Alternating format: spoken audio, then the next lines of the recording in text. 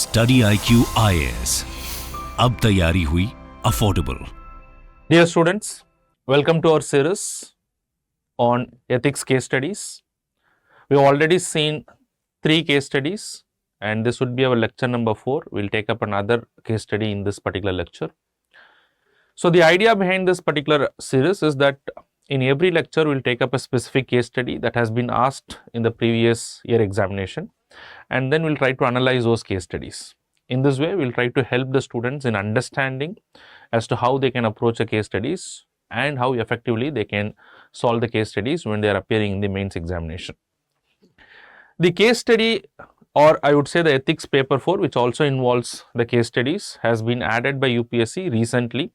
I mean, in 2013 it was introduced by UPSC, and the very idea behind this paper is to see whether the students or the aspirants who are preparing for civil service examination, whether they are in a position to understand various ethical issues and how well are they able to handle these ethical issues and ethical dilemmas when they get into administration. Not only in administration but also in their private life. So that is the idea as to why this ethics case study has been introduced, but unfortunately in our country, in India, there is no formal education with regard to case studies. But however, the case study approach has been part of academic studies in most of the Western countries. But however, it has been recently introduced in civil service examination. In our previous lectures, we have already taken a few case studies, and majorly we understand the subject matters on which the case studies has been asked. So basically, they are asked from the civil services values, they are asked from probity in governance, they are asked from some of the societal issues like corruption, and we have already seen there was an issue on illegal migration, environmental degradation. So these are all some of the common subject matters on which the case studies are asked usually by UPSC. So today we are going to take one more case that is asked in the UPSC examination in 2022. So what is this particular case? Let me briefly explain you about this particular case before I get into the case study. So here you are appointed as an officer and you are heading a section under the Pollution Control Board, which has the authority to ensure compliance and to implement various pollution control measures. And you are appointed in a particular area where there is a lot of medium and small scale industries, and you also find that lot of migrant laborers are employed in these industries. And you also understand that all these industries have environmental clearances which has been issued by the appropriate or the competent authority. But despite these clearances, you also feel, and it has also been proved, that they continue to violate various norms of the environmental degradation which you are supposed to protect as a compliance officer, and they have been engaging in various environmental degradation. And hence what you have done is you will have issued a notice to all these industries to apply for fresh clearances. And against this particular action of you, there is lot of protest from various stakeholders, which includes the industries, which includes the labor unions, the migrant laborers, the local politicians. And despite these protests, there is also a personal threat from anonymous threat has been given to you to withdraw this particular order. And at the same time, there are some of your colleagues who support you for this particular action, and you also get support from the local NGO. So this is what is the case study. So in this case study, there are few directives that is given in the question. So let us try to understand these directives. But before I proceed, I will also take you through the case study so that you can understand as to how to approach this particular case study and how to answer the various directives that is given in this particular case study. But before I proceed, which I repeated in the previous classes also. So before I proceed further, what is the idea behind a case study is that how well you are able to deal with various ethical issues. A case study is a set of facts that is presented in front of you. A case study involves a number of stakeholders. It involves one or two ethical issues or even more ethical issues. It can put you under certain situations of dilemma where you are not sure as to how to act in such a situation. So by giving such case study, UPSC is trying to assess how good officer you are, how well you are bringing out your value system in making your choices and decisions under such a circumstances. So as someone who wanted to approach a case study, first you should be in a position to understand as to what are the various ethical issues in a particular case study. When I say ethical issues, what kind of wrong things that you find in that particular area? It can be a legal issue also. It can be an ethical issue also. First, try to understand the mistakes. First, I try to understand the problems in the entire case study. Once you are able to identify the issues and the problems, then further, then you can decide on the course of action. So, the first important thing is identifying the issues. Alright, so with this information, I'll just proceed further. I'll just walk you through the case study very quickly. And once you are done with the case study, going through the case study, we'll also look into the various directives and we'll see as to what kind of course of actions or the options can be taken with regard to this particular case study. So, we'll just get into the case study, but before that, a small announcement from StudyIQ. So, you can understand, so behind that you can understand that there is the notice that StudyIQ is launching its batch for the month of August. So, this time the batches would be evening batches starting on 23rd of August. And this is the umbrella program of StudyIQ, which includes its prelims to interview batch. It is also called as P2I batch because this course provides everything right from the prelims till the interview stage. So, it has number of features. For more information on these courses, you can visit the StudyIQ website, you can download the brochure and you can see as to what are the various features of these courses. And the courses are offered in all the three languages, that is in English and also in the Hindi language. And across these courses, whichever course that you want to take up, and if you want an additional discount on these courses, you can use my code Babulai. Alright. So, with that information, I will just directly get into the case. So, what is this particular case study? So, here it is said that you are appointed. So, you will have to put yourself in that particular position. So, look into this particular case study. So, the case study is saying that you are appointed as an officer heading a section of Environmental Pollution Control Board to ensure compliance and its follow-up.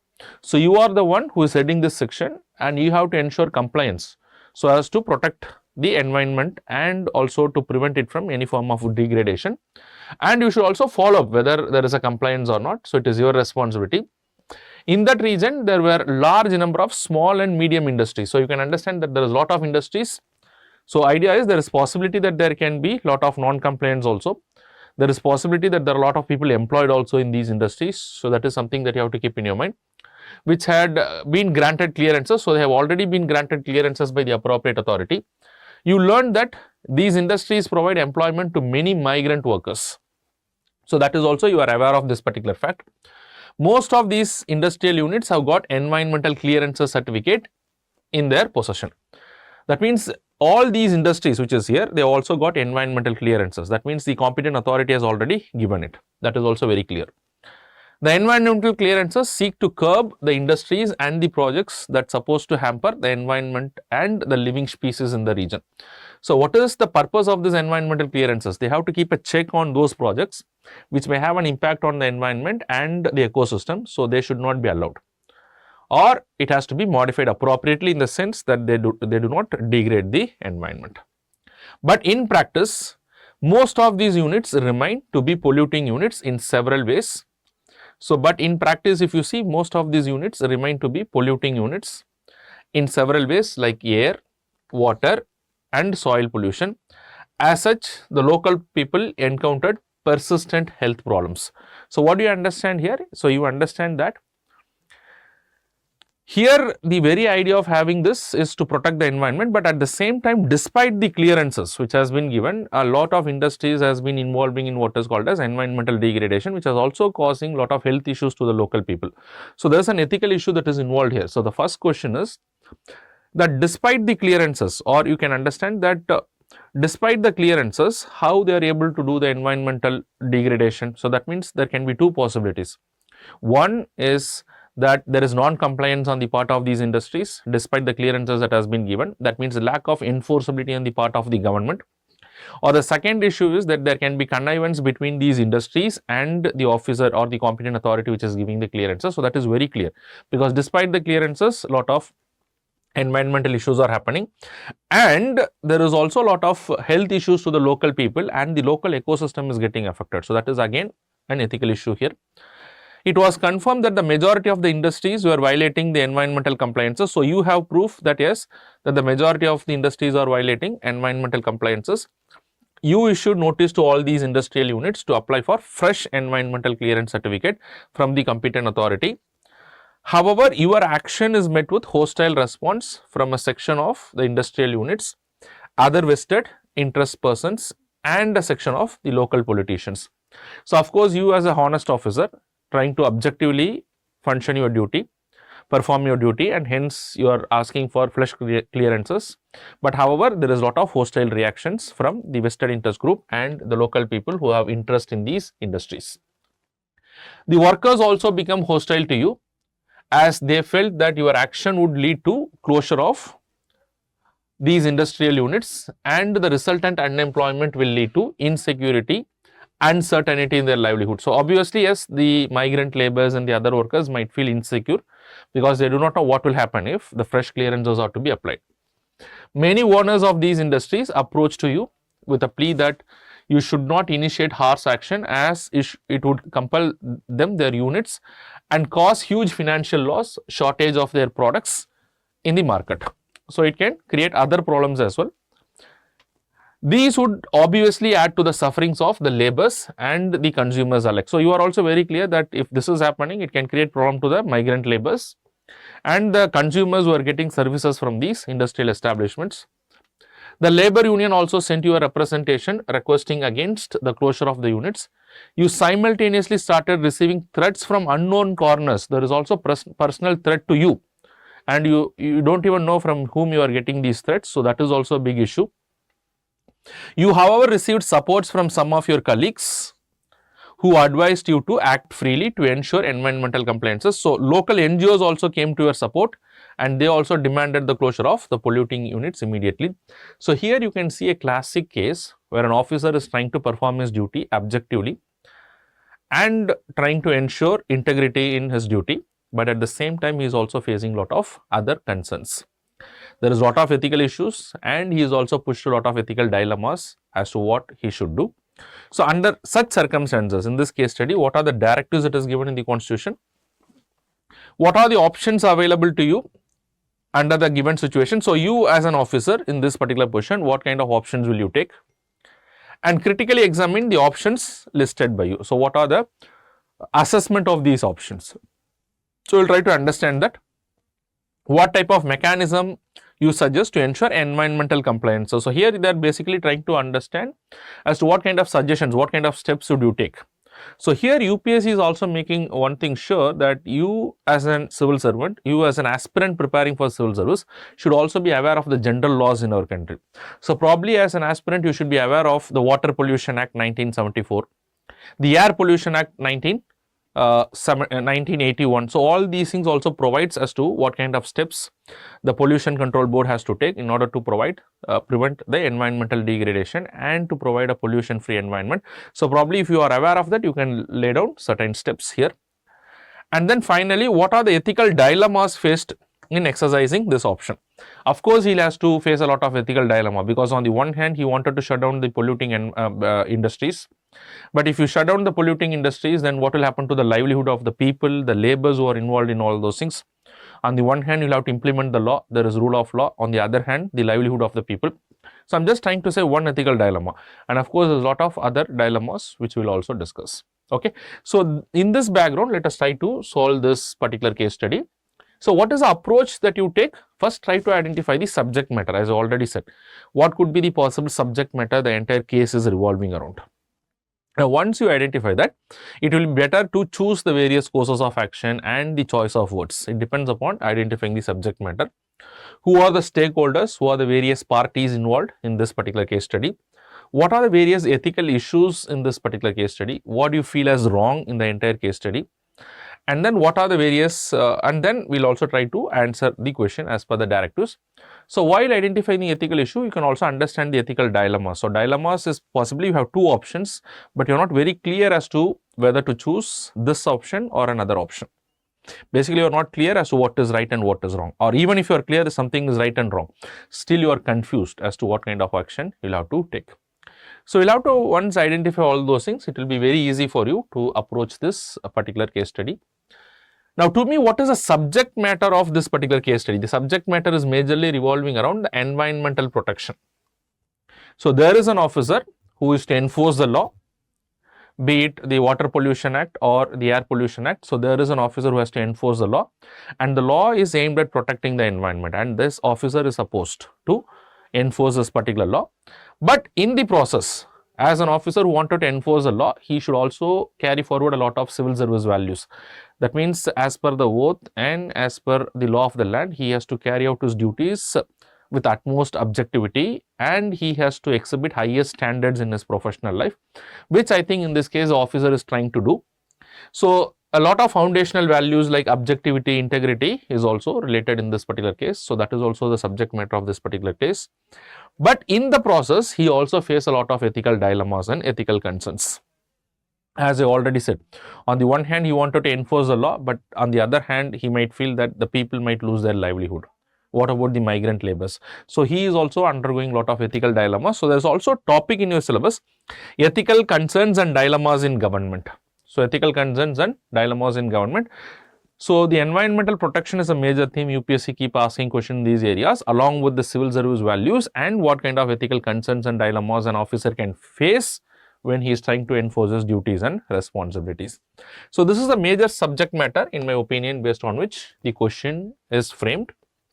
And then if you look into the stakeholders, stakeholder is self and his colleagues, because they are all trying to implement this particular law. So he wanted to enforce the law. He wanted to ask these industries to go for fresh clearances, but the colleagues are also supporting it. So they are also stakeholders.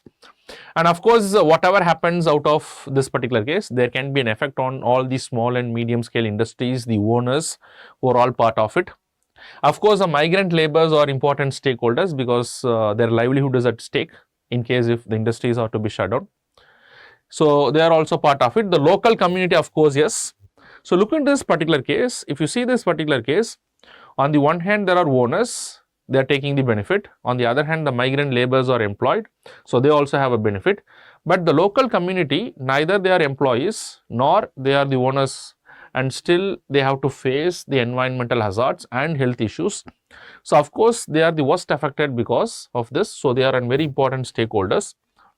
And then of course, the local politician, as per the case study, the labor unions and the other vested interest group. So they also have an interest. The local NGO, as per the case study, which is trying to protect the environment, so which is trying to protect the local ecosystem, they also have an interest. And of course, the government is someone who has to enforce the law, so they also have an interest. So they are the various stakeholders in this particular case. So once you can list down the stakeholders, before we proceed to the options, what are the various ethical issues? You can also go through a lot of assessment of these ethical issues. So what are the various ethical issues to me? Ethical issue means try to identify the issues in this particular case study. So to you, something is wrong in this particular case study, then just list down these things, the major things that you feel that it is not appropriate. So those would be an ethical issue. Now, to my knowledge, so these are all some of the ethical issues. So one, the possession of clearances despite the violation of the compliance. Now, the biggest ethical concern to me in this case is, on the one hand, all the industries are having the environmental clearances, but they are also engaged in what is called as non-compliance. They are polluting the environment. How is that possible? As I already discussed, it might be possible that there should be a connivance between the industries and the government authority, or it might be possible that the government authority is not enforcing the law appropriately.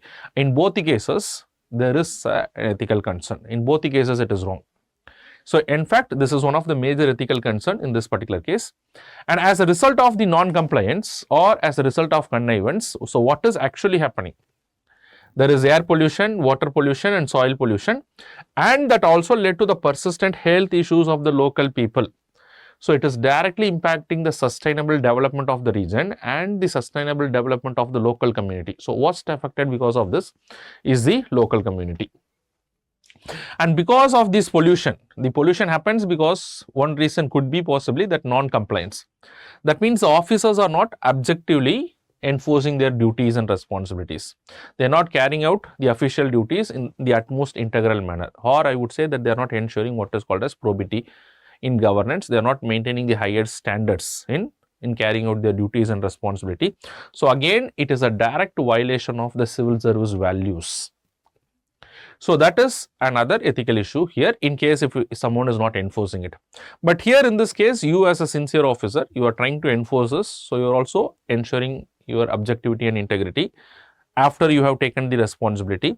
But you can understand here that if suppose you are trying to enforce the duties and responsibilities in an objective manner, but then the problem is the actions can also lead to loss of livelihood of some of the people. So, some of the values among the various values, the values with regard to a civil service also says that they should have compassion and they should also be empathetic. So, here there is an ethical dilemma to the officer as to what he has to do, whether he has to shut down these things if they are not having the clearances, these industries, or thinking of the livelihood of the migrant laborers. So, he has to be, he has to be little bit more empathetic. So, again this is an ethical issue. So, because the livelihood of the laborers and the services to the consumers might also get affected if he is trying to enforce the duties objectively. So, that is again an ethical issue. And then the line of duty, he is receiving threats. So, this is again a big issue. In the line of duty, nothing is personal for him against any of the industries, but he is getting threat from the unknown corners, an anonymous threat which he is getting, which may also lead to risking his life. So, which is not supposed to happen to a sincere officer. So, these are all the various ethical issues to my opinion. So, you can think of other ethical issues also, but try to keep in mind there is a time restriction for all those things. So, now let us try to understand as to the directives that is given in the constitution. So, directives means finally after making all these assessment, now we will have to answer the question. So, that is basically what is called as the directives.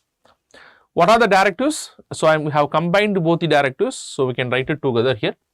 What are the options available to you under the given situation? So, that means you as an officer who has to ensure this particular compliance, what are the various options that is available to you? 2. Critically examine the options listed by you. So, that is the next thing. So, critically examine the options listed to you. So, that means whatever options that you are going to decide, you will have to make a critical assessment of those options, what is right and what is wrong in those options. Alright. So, first let us try to go through the options. So, this is my sincere suggestion to all the students. So, let us not restrict yourself to the suggestions that I am giving here, the choices that I am giving here. You can also put your own suggestions, and in fact, you can put it in the comment box so that it can be a fruitful discussion also. So, the other students will also get a lot of idea. So, in this way, you can generate multiple ideas before you go to the examination. Alright, so what is the first option? So, that I have listed it here. Strictly enforcing the notice. The notice is to get the clearances again and shut down all the industrial establishments which lacks compliance. That means the officer has already issued notice to get the clearances again, and those industries which is not able to get the clearances again, so let him shut down these industries. So, in this case, what is good about it is that he is strictly enforcing the law. So, he is upholding the rule of law and he is carrying out his duties with utmost objectivity and integrity. But then on the flip side, if you see, there could be livelihood issues. Is it ethically right? You are legally right in doing that. Is it ethically right to deprive certain people of their livelihood? So, in this particular manner. So, again, this is the positive side. On the flip side, there is also some negative in this particular option. Second thing is silently dilute the matter and let it go, as you don't want to take any personal risk in the line of duty. Of course, we have already seen that he is getting some threats from the unknown corners because of the notice that he has already issued. The officer is just trying to enforce his duty and he is getting threat, which may also, it may possible that he has to risk his life as well. So, is it okay for him to still proceed further? In line of duty, is it okay to have a personal loss? So, here you can see that there is a conflict of interest, and for him whether to do it or not to do it. If he do it, yes, the good thing is that he will uphold the rule of law. As I already said, he is performing his duty effectively. He is enforcing compliance and then thereby protecting the local environment. All those things are good, but there is a personal risk to him. So, what he can do is he can silently dilute this particular matter. Is not moving it forward. In fact, the other officers probably were doing like this and nobody questioned him also. So, in this case, there is no problem to him professionally, but yes, but he is not enforcing his duty. So, his ethical conscience, his moral conscience might not allow him to do that, because as an officer, he has to enforce his duty and responsibility, even if he has to face some threat. So, that is the negative aspect of this particular thing, but positively, yes, he will not have any personal problems, but negatively, lot of problems. In fact, the environment will also get degraded. There is no protection to the local community. So, these are all the negative options. Now come to the third option. So what he can do, the third option is he can call upon various stakeholders. So in this, the major stakeholders including the industrial establishments representatives, labor unions, local community. So here it's not community, it is local community, local community, NGOs, and try to address the issue transparently and order for a time-bound compliance to pollution standards as per the law. So the third option, what he is trying to do is, how the third option is different from the first option. In the first option, he has not called upon the stakeholders, directly he is implementing the law, nothing wrong in that. But what is there in the third option is he is calling upon all the stakeholders and trying to transparently make one stakeholder understand as to how their actions can affect the others. Probably he is trying to make understand that how the local community is getting affected because of your actions, that is the industrial owners, and suppose if the action is to be taken, how it will affect the laborers. So that he is trying to sensitize the various stakeholders transparently, so that he will sensitize them and also will give them some time, and then basically he asks them to implement these things. Otherwise, probably he has to take a strict action on those things. So in this way, on the one hand, he is trying to enforce the compliance, of course, protect the environment. He also brings in a lot of sensitization of this particular issue, and he also makes people understand why sustainable development and the protection of environment is very important.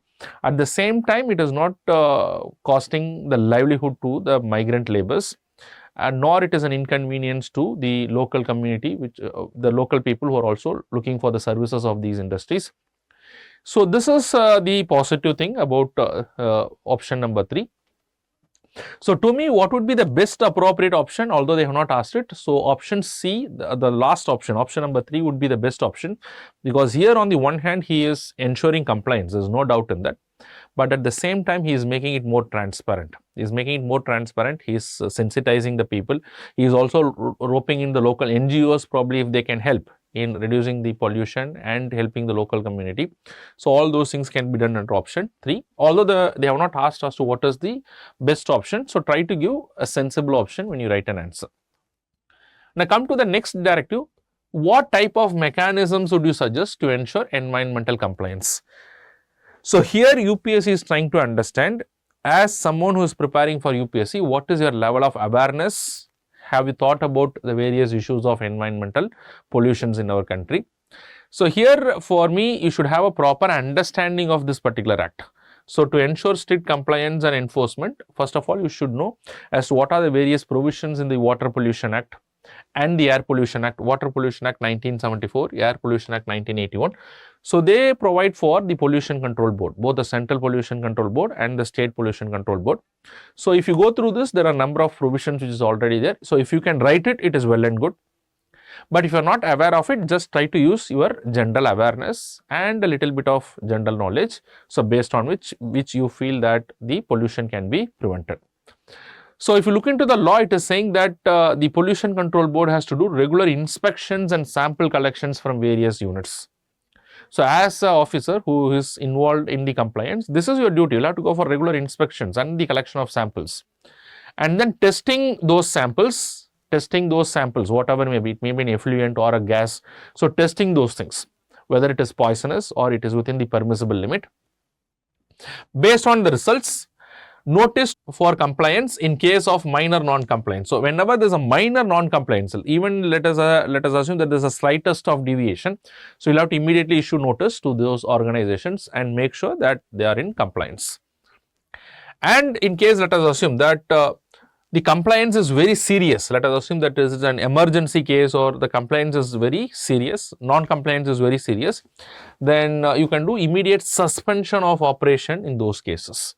Okay, so because if it is an emergency thing and it is very non-serious compliance, it can have a lot of health impacts and environmental degradation. So here you cannot be liberal in allowing them to continue with their operation. So here immediate suspension. Not only immediate suspension, you should also apply what is called as the polluters pay principle. The industries which has polluted, they should provide the money to take up to engage in what is called as the recovery of the ecosystem again. Okay, so that is what is polluters pay principle. So you can use that also.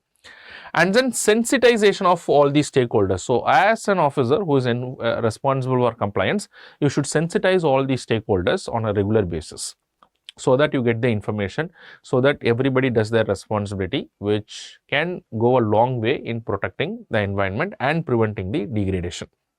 So apart from that, you should also take a lot of preventive measures, where you can also rope in the non-governmental organization. So one preventive measure is regular inspection. So even if you do regular inspection, it is a preventive measure. When you know that it is about to go, or it is about to become a harmful effluent or something, you can automatically inform the industries, so that you prevent these environmental hazards in the first place. So all these actions can be probably taken by you to prevent this particular issue. All right. So now come to the last directive that is given here. What are the various ethical dilemmas? So in the process as an officer, so what kind of ethical dilemmas do you face in exercising the following options? If you see the various ethical dilemmas that you face in the following options, ethical dilemmas are something where you are not clear what to do. There are multiple options and you are not clear as to whether it is to be done or it is not to be done. So the first ethical dilemma that you can face here is that the health and the sustainable development of the local community versus the livelihood of the migrant laborers.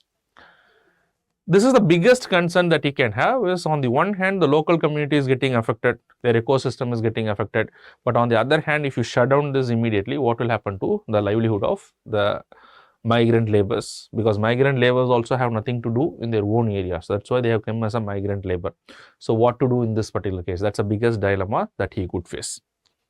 Second thing is, he has a dilemma between his duty ethics versus his personal interest. There is certain professional responsibility for him to enforce the law, and that professional responsibility is that he has to enforce his law effectively. But on the other hand, contrary, if you see that he has a personal interest because he is getting threats from the unknown quarters, that is again a big issue for him. So whether to go with a personal interest or whether to carry out his professional responsibilities. So there's a clear-cut conflict of interest, which is again an ethical dilemma. And finally, is that whether he has to carry out his duty with objectivity and with utmost integrity, or he has to show compassion and empathy towards the local migrants, the labor unions and all those people, or he will not think about them. He will just enforce the law and shut down these industries. So again, this is a big ethical dilemma. So based on this ethical dilemma is what is the option that he has to take. Although in this question, so nothing has been asked as to what is the best possible option.